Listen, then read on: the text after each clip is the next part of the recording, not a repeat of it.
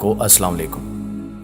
नाज़रीन ग्रामी, काफिर साइंसदानों ने हजरत सुलेमान अलैहिस्सलाम का जादुई तख्त ढूंढ लिया। जैसे ही साइंसदानों ने हजरत सुलेमान अलैहिस्सलाम के तख्त को हाथ लगाया तो एक ऐसा मौजज़ा रुनुमा हुआ कि सब दंग रह गए। आज हम आपसे इसी मौजज़े के बारे में गुफ्तगू करेंगे, लिहाजा आपसे गुजारिश है कि इस कीमती वीडियो को आखिर तक जरूर देखिएगा। दोस्तों, ये बात आप बखूबी जानते होंगे कि हज़रत सुलेमान अलैहिस्सलाम अल्लाह ताला के बरगज़ीदा नबी थे। हज़रत सुलेमान अलैहिस्सलाम हज़रत दाऊद अलैहिस्सलाम के बेटे थे। आप अलैहिस्सलाम की पैदाइश यरूशलेम में हुई। समझा जाता है कि इन्होंने मुत्तहिदा इसराइल पर 931 कबल अज़ मसीह से लेकर 970 कबल अज़ मसीह तक हुकूमत की। इसके बाद मुल्क इसराइल के दो हिस्से यानी शुमाली और जनूबी हो गए। हज़रत दाऊद अलैहिस्सलाम की तरह अल्लाह ताला ने हज़रत सुलेमान अलैहिस्सलाम को भी बहुत से मौजज़े अता कर रखे थे। आप जानवरों की बोलियां समझ लेते थे, हवा पर आपका काबू था, आपका तख्त हवा में उड़ा करता था, यानी सुबह और शाम मुख्तलिफ सिमतों को एक एक माह का फासला तय कर लिया करते थे। हज़रत सुलेमान अलैहिस्सलाम की सबसे बड़ी खसूसियत ये थी कि आपकी हुकूमत सिर्फ इंसानों पर ही नहीं थी, बल्कि जिन्नात भी आप अलैहिस्सलाम के ताबे थे। हज़रत सुलेमान अलैहिस्सलाम ने मस्जिद अक्सा और बैतुल मक़दस की तामीर शुरू की। जिन दूर पहाड़ से पत्थर और समंदर से मोती निकाल निकाल कर लाया करते थे, ये इमारतें आज तक मौजूद हैं। इसके अलावा आप अलैहिस्सलाम ने जिनों से और भी बहुत से काम लिए। आप अलैहिस्सलाम को ना सिर्फ पैगम्बरी अता की गई, बल्कि दुनिया की अजीम बादशाहत और इल्म से भी नवाजा गया था। रिवायात में आता है कि हज़रत सुलेमान अलैहिस्सलाम के सामने रब्बे ताला ने 3 ऑप्शन रखे थे कि वो जिस चीज़ को चाहें अपने लिए पसंद फरमा लें। आप अलैहिस्सलाम के सामने बादशाहत, दौलत और इल्म रखा गया और आप अलैहिस्सलाम ने इसमें से इल्म को पसंद फरमाया। हज़रत सुलेमान अलैहिस्सलाम का इंतिखाब बारगाह खुदाबंदी में मकबूल ठहरा और आप अलैहिस्सलाम को बाकी 2 चीज़ें भी यानी बादशाहत और दौलत इल्म के इंतिखाब पर दे दिए गए। आप अलैहिस्सलाम की हुकूमत ना सिर्फ ज़मीन, जमादात, नबातात, हैवानात पर थी, बल्कि जिन्नो इंस भी आपके ताबे थे, जबकि हवा भी आपके हुक्म के ज़रिए चला करती थी। आप अलैहिस्सलाम का एक अजीम शान तख्त था जिस पर बैठकर आप अलैहिस्सलाम हवा के दोष पर दुनिया भर में जहां चाहते आते जाते और सफ़र किया करते थे। नाज़रीन ग्रामी, ये तख्त तारीख में तख्त सुलेमान के नाम से मशहूर है, जबकि इसे तख्त ताऊस भी कहा जाता है। साल 2006 में यह खबर सामने आई थी कि अंग्रेज साइंसदानों ने तख्त सुलेमान ढूंढ लिया है और इस तख्त को हाथ लगाते ही एक ऐसा मौजज़ा रुनुमा हुआ कि अंग्रेज खौफजदा हो गए। हुआ कुछ यूं कि अंग्रेज साइंसदानों को रिसर्च के दौरान मिस्र के एक दूर अफ्तादा इलाके से कुर्सी नुमा शय मिली, जिसे इन्होंने तख्त सुलेमान का नाम दिया और कहा कि यह वही तख्त है जिसे हज़रत सुलेमान अलैहिस्सलाम इस्तेमाल किया करते थे। तजुर्बात की गर्ज से इस तख्त को बरतानिया की सबसे बड़ी लेबॉर्ट्री में लाया गया और जब साइंसदानों ने इसकी बनावट को समझने के लिए इस तख्त को आरी से काटना चाहा तो ये तख्त अचानक से गायब हो गया, जिस पर साइंसदान खौफजदा हो गए और उस वाक़े के बाद ये बात मशहूर हो गई कि ये तख्त वही तख्त है जिस पर हज़रत सुलेमान अलैहिस्सलाम सफ़र किया करते थे। ताहम बाद अज़ां ये तख्त ब्रिटिश म्यूज़ियम से बरामद हुआ और आज भी वहीं मौजूद है। इस वाक़े के बाद साइंसदानों ने तख्त सुलेमान पर मज़ीद तजुर्बात करने की कोशिश नहीं की। अब यह वाक़या कितना सच्चा है और कितना झूठा, इस बारे में वसूख से कुछ भी कहा नहीं जा सकता, लेकिन उलमाए इस्लाम का कहना है कि हज़रत सुलेमान अलैहिस्सलाम का तख्त हवादसे ज़माना के बायस मतरूक और फिर ख़त्म हो चुका है। आप अलैहिस्सलाम के वालिद हज़रत दाऊद अलैहिस्सलाम भी निहायत जलीलुल कदर पैगम्बर हैं और आपको भी अल्लाह ताला ने बादशाहत अता फरमाई थी और आपका भी एक निहायत कीमती तख्त था जिसे आप अलैहिस्सलाम ने ताऊस का नाम दिया था और यही तख्त हज़रत सुलेमान अलैहिस्सलाम को मिला था। प्यारे साथियों, हज़रत सुलेमान अलैहिस्सलाम के ज़माने में यमन के इलाके पर मलका सबा की हुकूमत थी।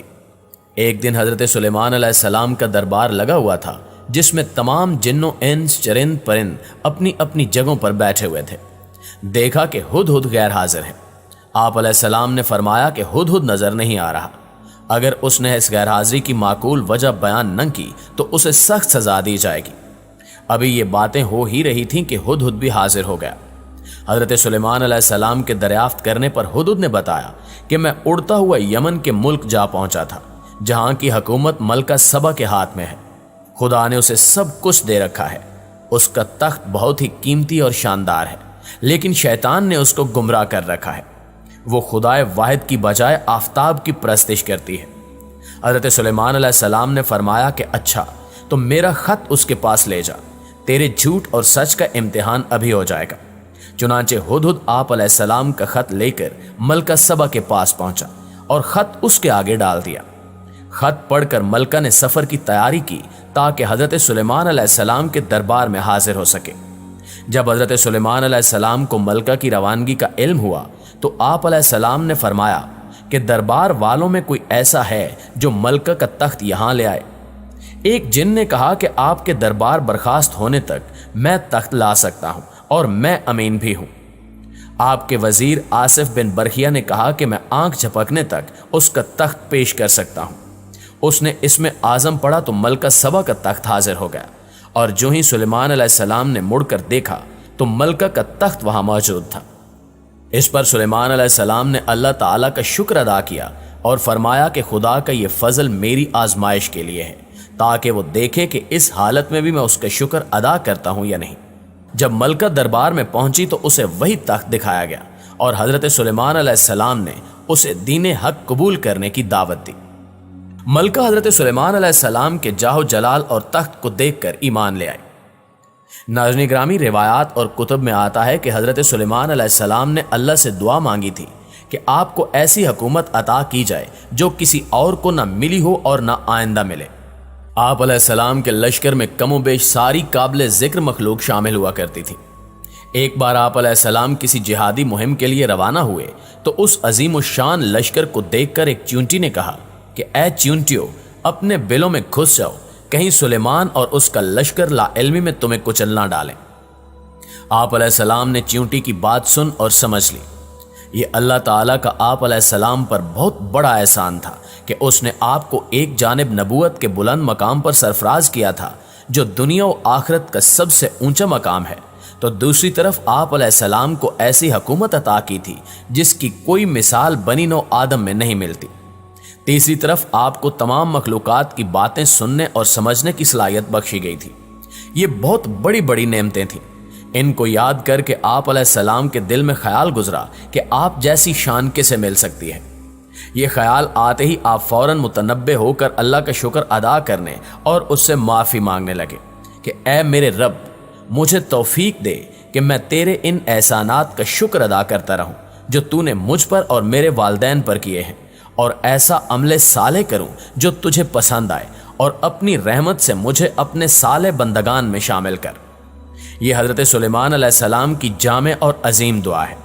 آپ علیہ السلام کی حکومت جنوں انس کے علاوہ پرندوں، درندوں اور چرندوں پر بھی تھی، بلکہ ہوا بھی آپ کے تصرف میں دے دی گئی تھی۔ ہر انسان کو خدا نے بے شمار نعمتیں عطا کی ہیں۔ ان کے بارے میں قرآن کہتا ہے کہ اگر تم خدا کی نعمتوں کو گننا چاہو تو گن نہیں سکتے۔ انسان کا فرض ہے کہ ان لا تعداد نعمتوں کو یاد کر کے خدا کا شکر ادا کرے اور حضرت سلیمان علیہ السلام کی یہ دعا پڑھتا رہے۔ اللہ تعالیٰ نے سورہ کاف میں اپنے مخصوص اور صالح بندوں کی جو دعا نقل کی ہے وہ حضرت سلیمان علیہ السلام کی اس دعا سے بہت ملتی جلتی ہے۔ تھوڑا سا لفظی تعیر ایک جگہ ہے جہاں اپنی اولاد کی اصلاح کی استدعا کی گئی ہے۔ یہ دعا بھی بہت جامع اور پرتاثیر ہے۔ اللہ تعالیٰ فرماتا ہے کہ سعادت مند نوجوان بچپن سے جوانی تک اللہ کی اطاعت میں منزلیں طے کرتا ہے، یہاں تک کہ 40 سال کا ہو جاتا ہے۔ اب اس کے والدین بھی ہیں اور اہل و عیال بھی۔ وہ اللہ سے باقاعدگی کے ساتھ دعا مانگتا رہتا ہے۔ قرآن میں اس دعا کو یوں بیان کیا گیا کہ اے میرے رب، مجھے توفیق دے کہ میں تیری نعمتوں پر جو تو نے مجھے اور میرے والدین کو عطا فرمائی ہیں تیرا شکر کروں، اور ایسے نیک عمل کروں جن کو تو پسند فرماتا ہے، اور اے اللہ میری اولاد کی اصلاح اور تزکیہ فرما دے۔ میں تیرے سامنے توبہ کرتا ہوں اور بلا شبہ سر تسلیم خم کرنے والوں میں سے ہوں۔ جی تو اردو کور کے معزز دوستو، یہ تھی ہماری آج کی ویڈیو۔ اس حوالے سے اگر آپ کوئی رائے دینا چاہتے ہیں تو کمنٹ باکس میں ہمارے ساتھ شیئر ضرور کیجیے گا۔ انشاءاللہ آپ سے ملاقات ہوتی ہے اگلی ویڈیو میں۔ تب تک اپنا اور اپنے پیاروں کا ڈھیر سارا خیال رکھیے گا۔ اللہ نگہبان۔